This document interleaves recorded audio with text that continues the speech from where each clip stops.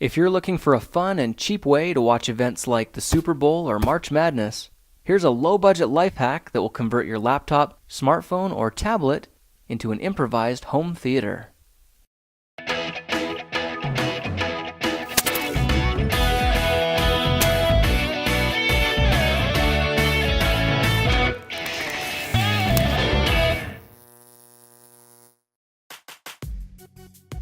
I started this project with a cardboard box and a roll of duct tape. I got the black kind. Aside from those, the only thing we'll need is a simple magnifying lens. I got this one online for about $4 with free shipping. These are typically sold as full-page magnifiers for reading small text. The end of this cardboard box is just slightly bigger than the plastic lens, so let's place it in the middle, and when it looks about center, we can trace around the edges. Now the lens is going to be taped to the inside of the box, so let's trace out another set of lines about a ½ inch smaller, and now the setup should look like this. While we're here, let's use a credit card or a hotel key to trace out a rectangle in the center.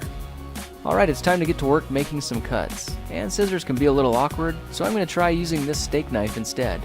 Let's start by cutting out the center piece, taking time to make the cuts as clean as possible. Now we'll need to cut along the inside edges, and if you've done it right, you should be left with a piece that looks like this. But don't throw it away. Now this part is optional, but I'm going to add some duct tape along the cut edges just to smooth them over and clean up the look. Now let's flip the box over to expose the inside and add our lens. This gets placed over the hole with the grooved side facing up.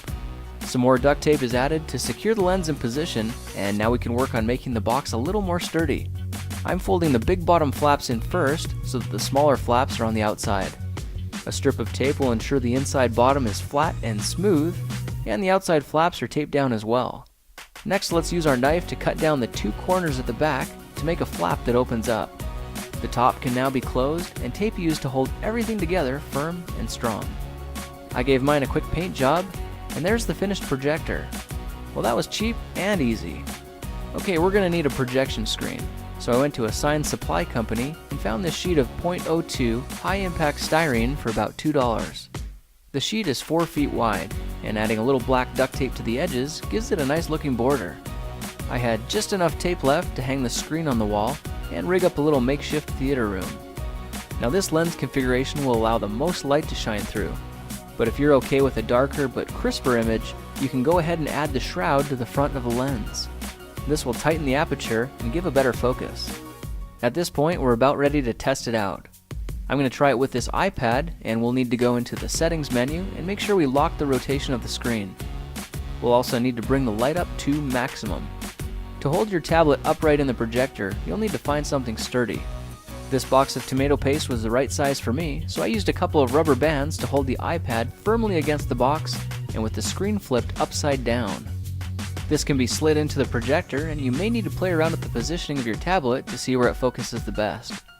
Okay, let's turn off the lights and test it out.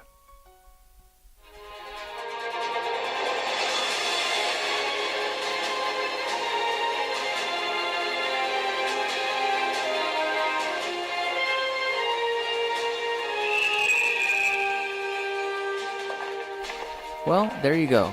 We just made a cheap version of a 50-inch home theater, and it looks pretty decent.